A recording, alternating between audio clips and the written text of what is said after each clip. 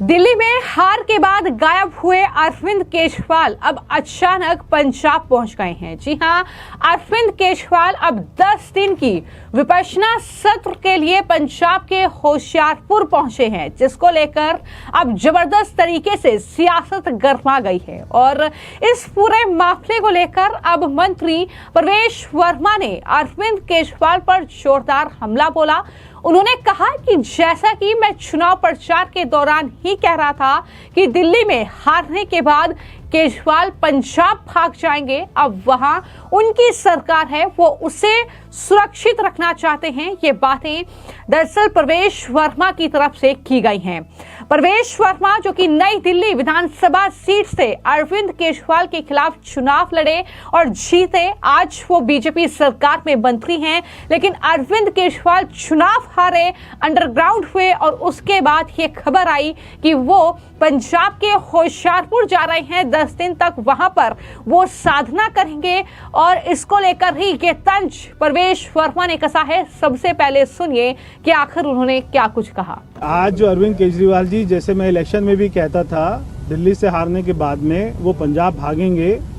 अब क्योंकि वहाँ पे उनकी सरकार बची है, वो सरकार उनकी बची रहे और अब वो राज्यसभा से आते हैं या वहाँ के मुख्यमंत्री बनते हैं, ये आगे हमें जो है देखना होगा। तो मंत्री प्रवेश वर्मा को आपने सुना, जिन्होंने चुनाव प्रचार के दौरान भी बार बार इस बात का जिक्र किया था कि हारने के बाद अरविंद केजरीवाल पंजाब भाग जाएंगे, क्योंकि वहां पर उनकी सरकार है और उस सरकार को वो सुरक्षित रखना चाहते हैं। खबर तो ये भी आई कि पंजाब के मुख्यमंत्री बनना चाहते हैं अरविंद केजरीवाल, या फिर राज्यसभा जाने की तैयारी वो पंजाब से कर रहे हैं। इस तरीके की खबरें भी लगातार चल रही हैं। तो सवाल यही है कि आखिर क्या राज्यसभा पंजाब से जाएंगे या फिर मुख्यमंत्री बनने की जो चाह है वो उन्हें पंजाब खींचकर ले गई है।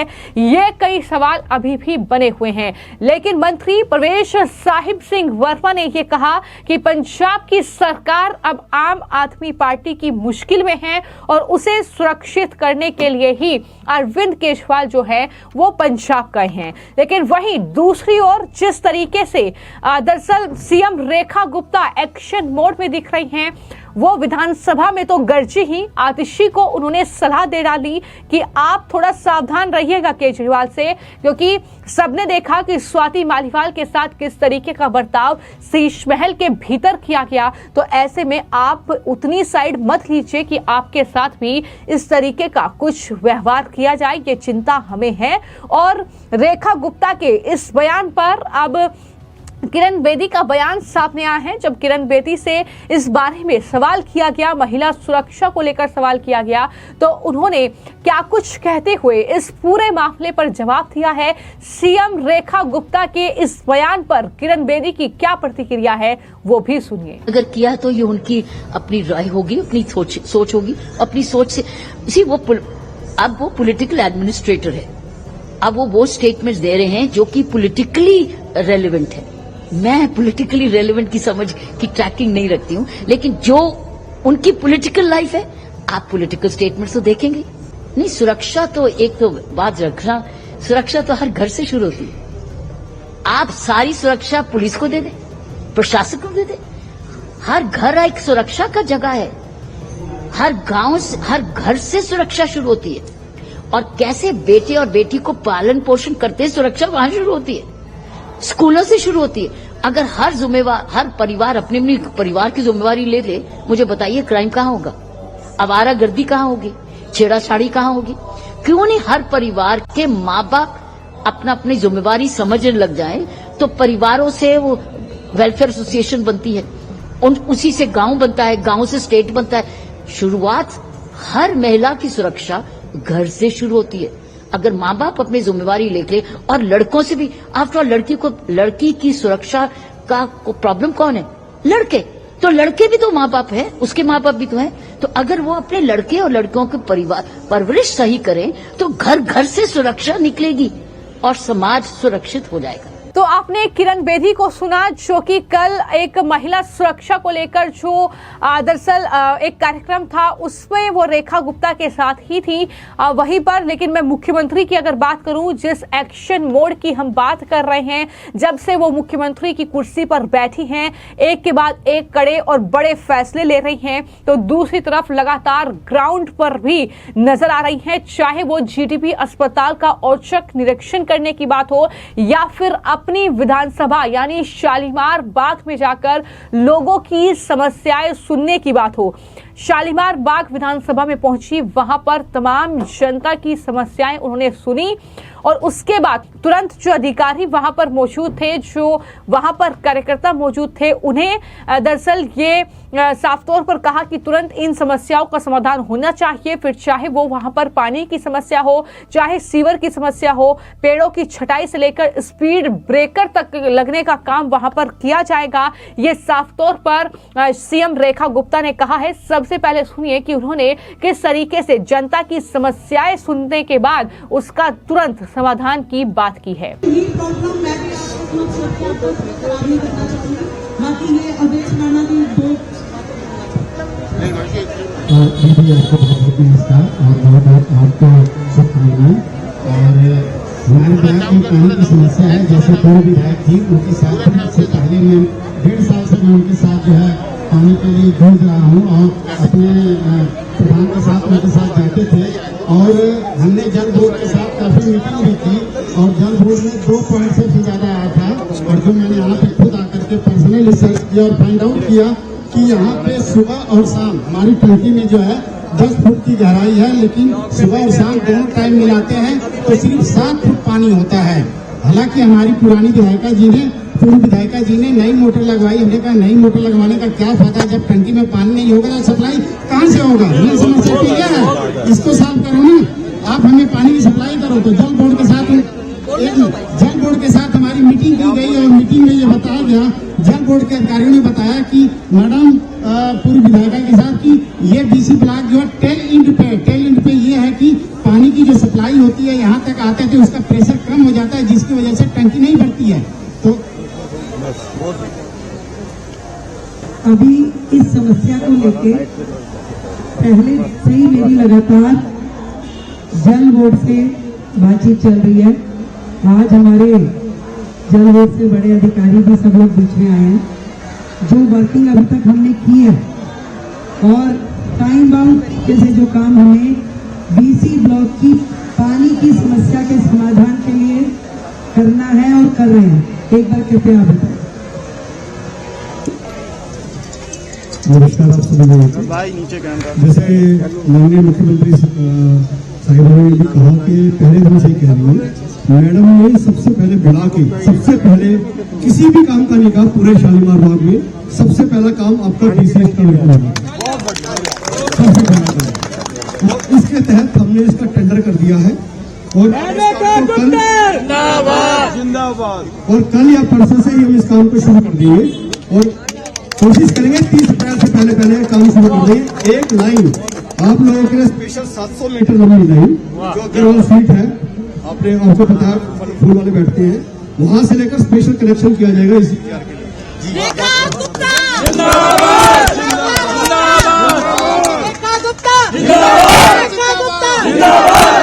ये 700 मीटर पाइप की जो उन्होंने बात की है, ये आश्वासन पूर्व विधायिका ने दिया था पर वो काम पूरा नहीं हुआ था।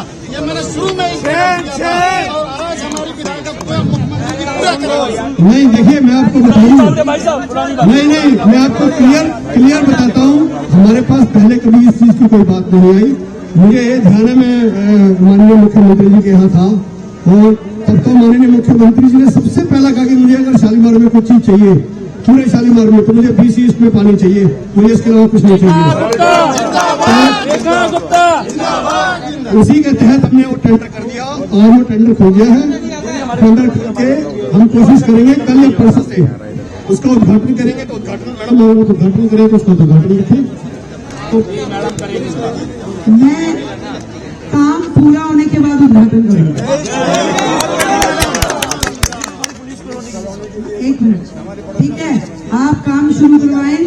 जिस दिन काम पूरा हो जाएगा उस दिन मैं आऊंगी, उससे पहले काम पहले करवाइए, उद्घाटन होता रहेगा।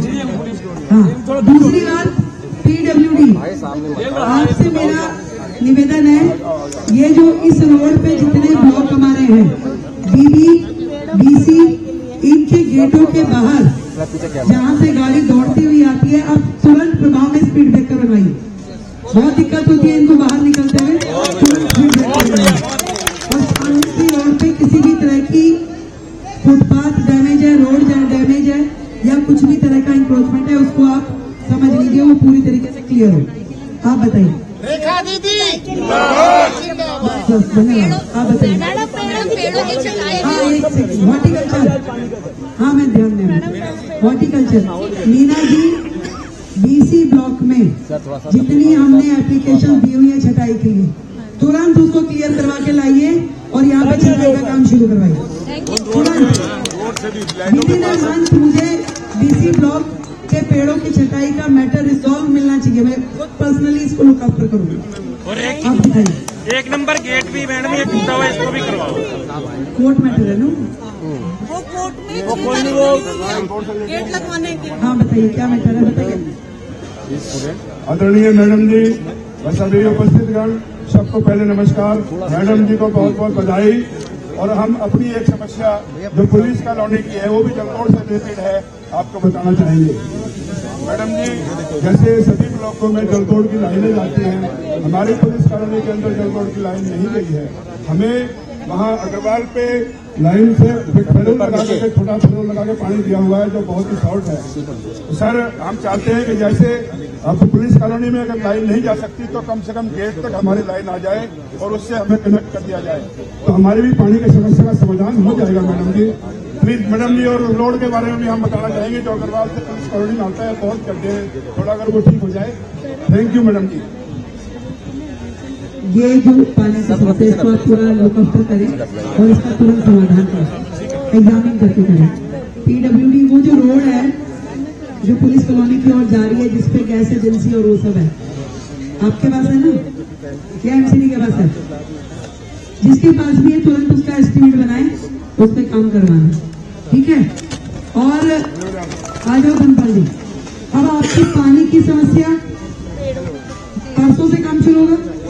परसों से यहाँ पानी की नई पाइपलाइन डालने का काम शुरू हो जाएगा, जो कि पुलिस कॉलोनी से जाएगी, ठीक है, यहाँ तक लाएंगे उसको, नई पाइपलाइन आप लोगों के लिए, ताकि आपको इस गर्मी पानी की समस्या नहीं। सीवर की समस्या भी है, सीवर एक बार सीवर का भी पूरा सुपर शटर लगा के सफाई करवाइए। छटाई वाला काम मीना जी, और स्पीड ब्रेकर का काम मीना जी, दूसरे मीना जी, आप इसको देखेंगे और पूरी तरीके से देखिए। आप बिल्कुल चिंता ना करें, इतना पर जरूर ध्यान रखें कि अब रेखा सिर्फ आपकी नहीं है, पूरी दिल्ली की है। आपका काम एक भी रुकेगा नहीं, इतना विश्वास रखना, पर मुझे पहुंचाते जाएं बस वो, ठीक है।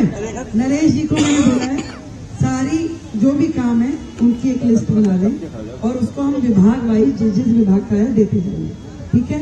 बहुत ज्यादा परेशान ना हो, बस इतना ही निवेदन है कि बहुत ज्यादा शादी के कार्ड आने के, अभिनंदन के, वो सब ना करें, क्योंकि आपने रेखा को मुख्यमंत्री बनवाया है काम करने के लिए।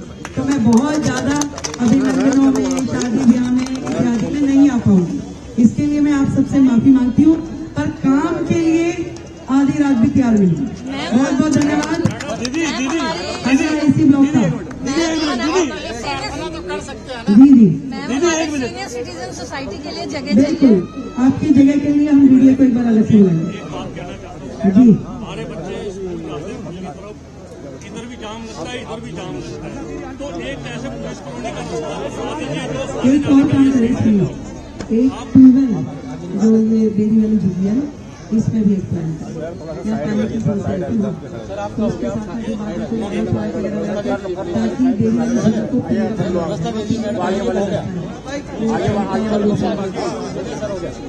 पानी देना उनको, ठीक है। जिसकी समस्या की ये मोदी का मोदी